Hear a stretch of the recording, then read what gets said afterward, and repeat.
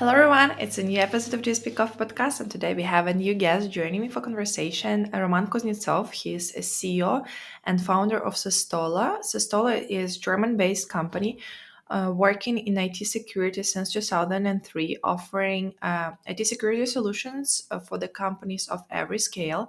The flagship product is Systolock. It's groundbreaking authentication solution that is patent pending and enhances security within Microsoft Windows environments. Hello, Roman. Nice to have you on my podcast. How was your day?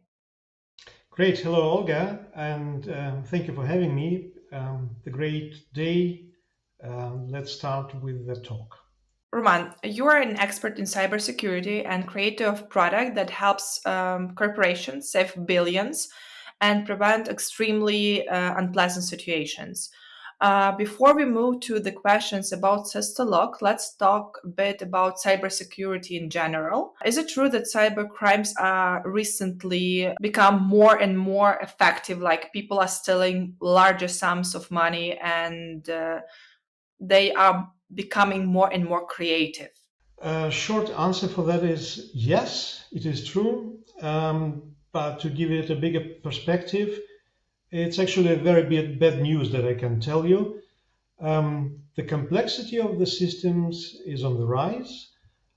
So are the cyber attacks, and the attack surface grows together with the systems. It's always cat and mouse play, games of cat and mouse, and the cyber criminals are getting more creative, and the defense is getting stronger. But in response to that, the criminal activity only raises. So it will never cease to be. We have to understand that there will be no point in time where cyber attacks will be extinct. That means that we always have to be alert to the new situations, and the fact that there are more and more IT every day involved in our lives means that there will be more and more attacks every day. Yeah, I agree. Like even now, we see that like everything is developing fast, and like the fraudsters have more creative ideas how to do stuff. So everyone has heard about two-factor authentication, and many have heard about multi-factor authentication. Is this method of authentication now best possible, and why? In fact, 2FA and MFA are used interchangeably, and the real reason for that multi-factor authentication is a superset on two-factor authentication that dates quite a few years ago. So normally what you see, and Google started with a big rollout for their Google services many years ago. They started adding a second factor to the password authentication. So this is already a multi-factor, because multi means just multiple choices of factors, and password being one of those factors, and the other factor can be just anything. So it happened to be that a second factor was chosen to be a one-time password that is generated on a regular basis, like every 30 seconds. So what we used to see is a second factor added to the password. And that is now evolved into a multi-factor systems that also provide different other factors like biometrics or mobile phone confirmations, email confirmations, and so on. So these are different types of basically the same system. We always distinguish between a second factor and two-factor authentication, where second factor means that you always have a password, and then you have something in addition to that, and we consider that a weaker authentication in comparison to a multi-factor authentication that does not include a password as one of these factors at all. So the new systems that are being developed now are passwordless multi-factor authentications, and they are also distinguished between phishing resistant and phishing susceptible, because phishing also in the world of MFA has now become a very important problem for security systems. That's true. Like just last week, Pioneer hit was hit by massive attack in Argentina. Users received SMS messages offering to follow the link to reset their passwords, and many lost significant sums, like from 10K to 100K dollars. Do you have any ideas how this attack was managed, and how they can excuse like the scheme, like what exactly happened? We, as far as I know, it's not known to the day what exactly happened to that attack. Pioneer doesn't seem to be very willing to disclose the security situation around that incident. What we do know is that people kept receiving phishing messages on their mobile phones, and then they clicked on the links. So what Pioneer actually did after that, they blamed the users for clicking on phishing messages and not being able to distinguish between real messages and fake messages, which is obviously not a very good security response to an incident, and it's not a good security practice to blame the users on the errors they make in a system which is not truly secure. And this is very similar to what we see in an attack that is called SIM swap. This attack is not possible in Europe, but it's very widespread in the States, where you can order a second SIM card for your mobile phone so that you can receive messages for someone else's number. This is how these attacks are carried out. But the core of this problem is that there is a password in the system, and then there's a confirmation. So the attackers now have to break two systems in succession, and then they get in. It's not that they are not able to break one of them or both of them together. It's just it just became a little bit harder. But depending on the country you're operating from or attacking, it can be less or more difficult. So basically, this is what at the moment is considered to be very insecure form of second factor authentication, namely SMS messages or anything that is connected to your cellular provider, who always is only transmitting the messages, but the provider cannot do anything about fraudulent activity. And probably maybe listeners also heard about another scandal that happened not long ago with a financier from Hong Kong. He was transferring $25 million for scammers.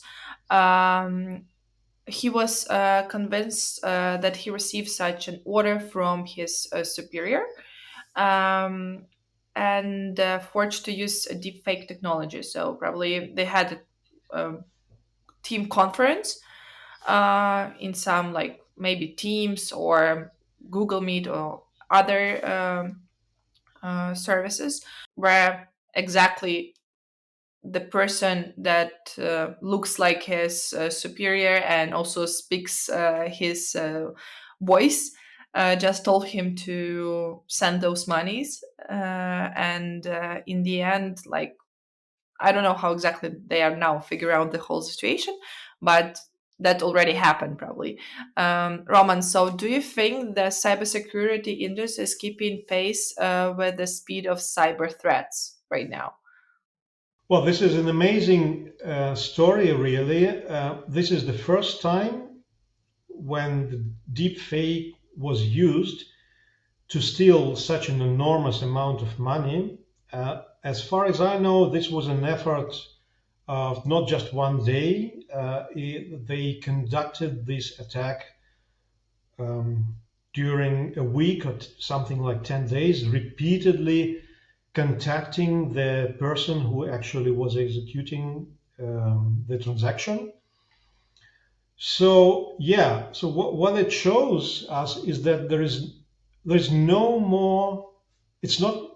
It's no longer possible to trust in an electronic medium, even if you are as a person normally very when you can verify that person visually.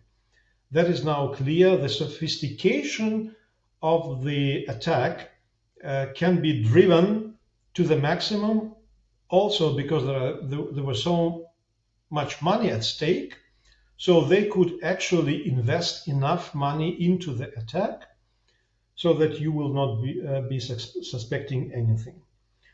So that means that the only time you can be sure you are talking to someone you know is when you actually see that person in person, not electronically. Which brings us to the concept of zero trust, because when you see something on your computer screen, you assume certain things. Like in that case, you assume that the person you actually see is the real person. And that assumption is based on the way we perceive electronic communication. This assumption is now broken. The trust is now broken. So you cannot trust anyone except when they proved to you who they are. And this proof is exactly what authentication or authorization is. So when you perform an authentication against a computer system, you actually prove that you are the one you are claiming to be. In this particular attack, this claim was used on the visual basis. So there was no other, well, we do not know exactly the details. Maybe there were some indications about, the names or the email addresses that were not in a correct way displayed on the computer screen, but we do not know exactly. But we assume that the person was not able to visually distinguish, so the person was not able to authenticate their partners. So the authentication failed because there were assumptions in place. Zero trust removes any assumptions that you might have in first place. So when you want to access any piece of data, the provider of that piece of data, be it a file server or a mail server or any other computer system, should not trust you just because there are some assumptions like a trusted network or a trusted day of time. It should always be a fully authenticated situation where the requester is always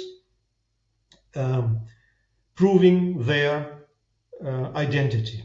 And to answer your question, whether cybersecurity is keeping pace with the attackers, as I said, this is a cat and mouse game. So the attackers invent new attacks and the cybersecurity response will follow. So I do not think that there will be ever possible again to mount such an attack, because we now know that this is possible and people will be more cautious, and this type of assumptuous authentication will not, hopefully, take place again. So zero trust, this is actually a perfect example of what zero trust is, and this is the key to any new authentication systems.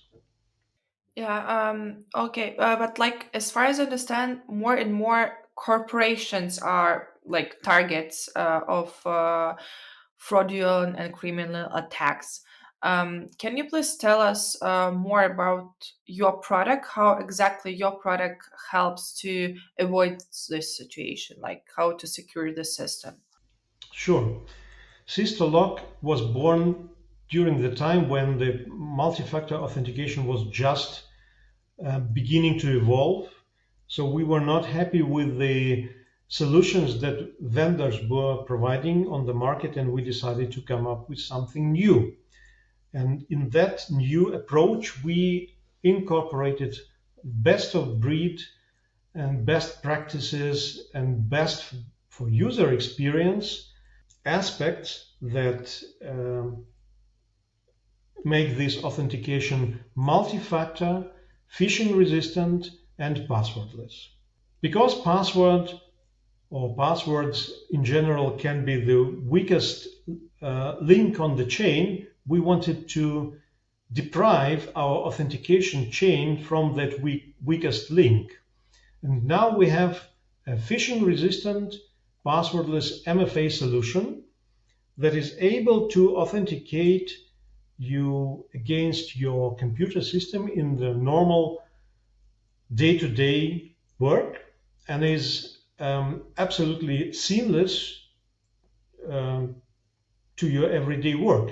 So it's not like you need to insert a device into your computer. It's not that you have to carry some additional keychain in your pocket. Well, it is based on your mobile phone that you always, or many of us always carry with us. And that is why it is very convenient. And because we get rid of the passwords, no other authentication can take place, password-based authentication that is. And therefore, no malware from inside, no attackers from inside or outside can attack your accounts. And only if you provide your full identity with Systolock credentials, only then can you be authenticated and you can carry on working. You mentioned passwordless system entry. Could you please tell more in detail what exactly the person need to do in order to enter the system? Like you have application on your phone, you entering the application, and you have some additional like authentication there, or it depends from the product exactly the program you want to enter. Well, basically, it's a two-step authentication. First, we need to authenticate the person within the new Systolock system, and then Systolock authenticates you against your backend in the computer system you're trying actually to log into. And when authenticating against Systolock, you can use various aspects. You can use secret words or numbers. This is a PIN, in addition to a so-called possession factor that can be a one-time password that is generated on a special one-time password generators, or on the phone that can be that can run a special program, for example, Google Authenticator, or if you use our own authenticator, which is called Systolock Companion, you can use our phishing-resistant authentication scheme where you provide, for example, your biometric credentials together with other credentials, and the telephone exchanges secret information using modern cryptography that is not phishable, that is not susceptible to man-in-the-middle attacks, and that can secure identify you as a person against that computer systems. And there are many more authenticators are coming into usage within Systolock, which is FIDO authenticators that are now on the rise, and NFC cards that people use for other purposes will also be compatible with Systolock very soon. So depending on the country you are in, you might be accustomed to different types of authentication, and we try to support all of them. Yeah, and I think it's also will depends from the business you have, like purposes of the business. Exactly. We have, for example, use cases where we have bigger corporations that use NFC cards to enter the buildings and to open the doors and elevators while they are in the buildings. So they obviously would like to use these cards to authenticate themselves against the computer systems as well. And this is what we are also offering. How the Systolock ecosystem responds to the threats. Does it track them and how quickly action can be taken? Can you please describe some like kind of scenario of this attack and how defense will respond? So first of all, I have to say that Systolock is not a defense response system, so it will never respond to anything. But what it will do, it will keep track and log of all the actions that are being taken around it. So from the very beginning, we designed Systolock in such a way that it logs all the steps that the users, the administrators, and the system takes in the everyday life of the system. So if someone tries to authenticate, this will be logged in a special place. If someone fails to authenticate, it will also be logged. And the failures, as well as the successful authentications and all administrative tasks, are logged in a very special way so that it's called a semantic logging, where other systems that are capable of analyzing these logs can do it in a very effective way. And those systems will then respond to the events that Systolock will generate. So Systolock is not a response system, but it is equipped with a source of data for various response systems. It's not a secret that probably the most even the most protective systems can be damaged, and mostly it's because of the people factor. So the employees are the cause of a lot of attacks. Do you think there is a possibility in the future to protect businesses so that people use the company software but do not interact with security process at all? Like they will not need to have any authentication, but companies will be protected. It really depends on the business case and the use case. Probably if you are using a computer system, you need some sort of authentication. If you are a factory worker and you are not uh, dealing with computers, which is also very rare now, it is easier to avoid any authentication, but it is not possible to completely avoid it. What is possible is to segregate different areas of authentication and areas of your work. So it's become a common practice to have multiple authentications as you go deeper into various systems. So this is often called just enough authentication. So if you need to perform some basic task, you might need some very basic authentication. But if you need more data or you need to interact with more systems with the network, you would need to perform another authentication, maybe under a different identity. And this can be escalated to various ways. In very sophisticated systems, even for IT workers and IT security workers, you can find so-called tiered security levels where you have to authenticate with the different identities more and more as you progress into the depths of the system. So yes, you will if you need to perform basic tasks, it could be that you would need less authentication, but it will probably never be the case that you will not need any authentication. Mhm. How can businesses protect themselves from cyber criminals? What should be done by business owners instead of basic protection like authentication? Well, authentication is really a basis of the cyber security. We have to remember that up to 80% of all cyber crimes are based on credential theft or some credential manipulation, be it credential stuffing or real theft, whatnot. So, yeah, authentication is really very, very important. Um, Zero trust, as I already mentioned, is also very important. So, as little assumptions as you can make will save you a lot of money. Um, but in the modern world, identity is the key factor of all threats and all business cases. So you have to really take care of proper authentication within the company. And the bigger your company is, the bigger this problem will be.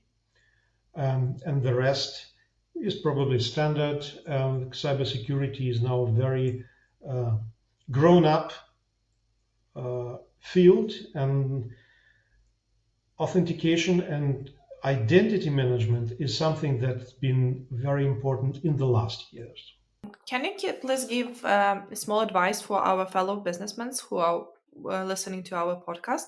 How many resources it's rational to invest in security?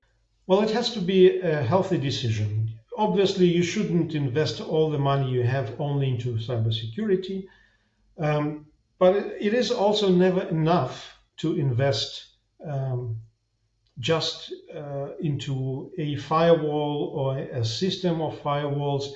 It has to be a complex decision that is made based on what you what the company is doing and what the most probable attacks could be. It should be a meaningful investment. What it should, it's difficult to say what it should be exactly. I do know what it should not be. It should not be what is called a security theater, is when you try to raise barriers that only seem to be security measures, um, and those security measures are obscuring data, for example, hiding data, hiding passwords, hiding servers under funny names, of hiding files under funny names. So this is the most dangerous practice. That I underscore this because it is still very widespread. Um, you have to invest into education of your co-workers so that they do not follow these poor practices. And if you do that, combined with a healthy IT organization and healthy identity management, you would be in one of those who are better than others. Thanks a lot for those advices, and I hope our watchers will love this podcast and will decide and have more ideas how they can protect their businesses. Because I guess there is not enough security. It will be always not enough because employees can be the reason of some threats happening, and like if the system includes person, it will always be a hint for some information loss, I guess. Absolutely. You're absolutely right. Let's hope for that. And thank you very much for this talk. And I hope to see you again soon. Thank you. Thank you. Have a nice day. Bye. Thanks everyone for watching. I hope you enjoyed our today's episode. So don't forget to subscribe to our YouTube channel. press thumbs up button below and also share it with your friends. Bye!